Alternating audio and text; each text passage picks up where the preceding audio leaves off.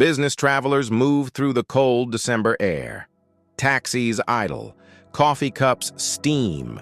Then, gunshots. A man collapses on the sidewalk outside a luxury hotel. Blood spreads across the pavement, and within minutes, the unthinkable becomes reality. The CEO of America's largest health insurance company has been executed in broad daylight. Brian Thompson was one of the most powerful executives in American healthcare. As CEO of UnitedHealthcare, he led a corporation responsible for insuring tens of millions of people and generating billions of dollars each year.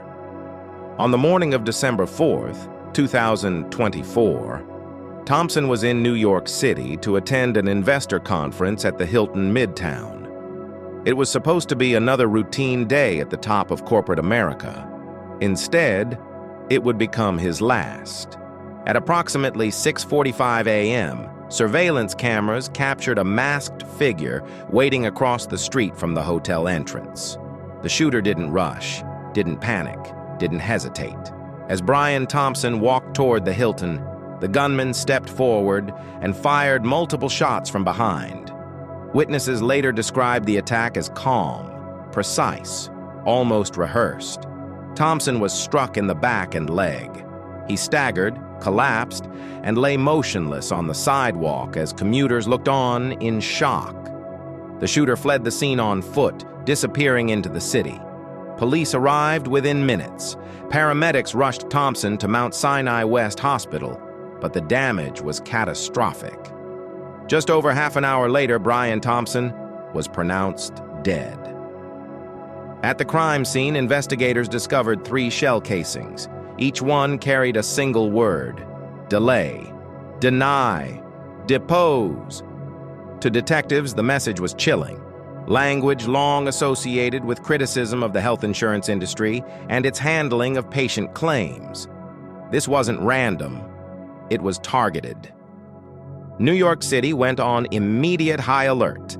The NYPD, FBI, and federal agencies launched a massive manhunt, combing through surveillance footage across Manhattan.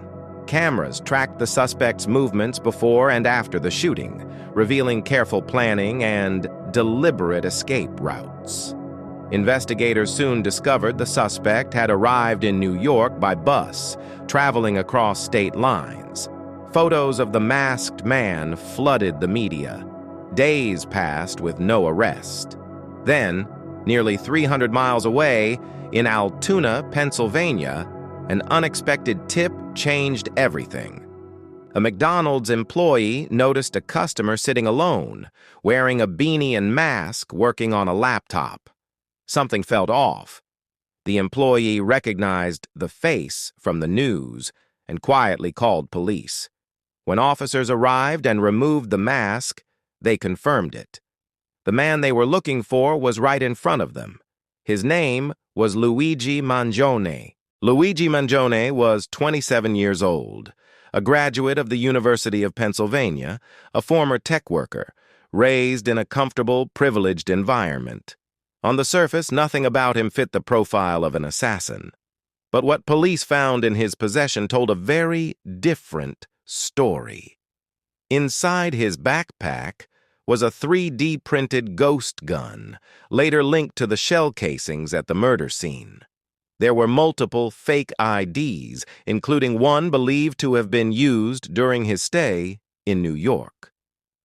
Authorities also recovered a passport, clothing matching the shooter's outfit, and, most disturbingly, a handwritten document. A manifesto. Investigators say Mangione's fingerprints were also matched to items recovered near the crime scene in Manhattan.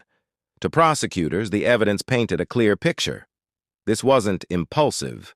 It was planned. So why would a highly educated young man allegedly assassinate a healthcare executive?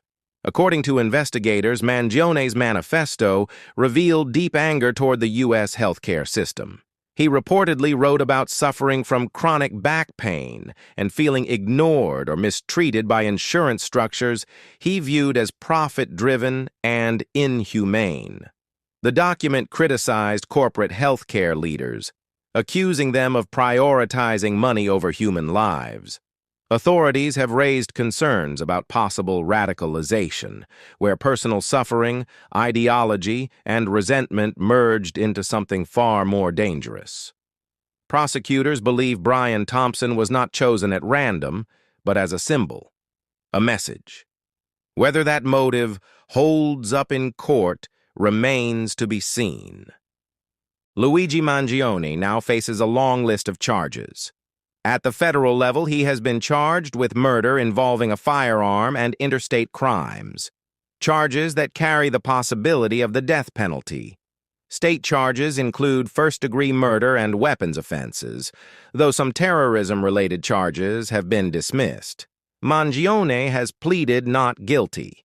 His defense team is challenging the evidence and the legality of parts of the investigation.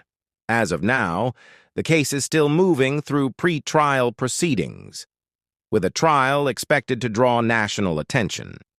The outcome could redefine how politically motivated violence is prosecuted in the United States.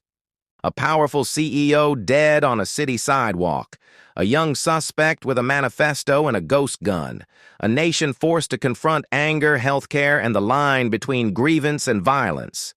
What do you think drove this crime? Was it ideology, personal pain, or something even more complex?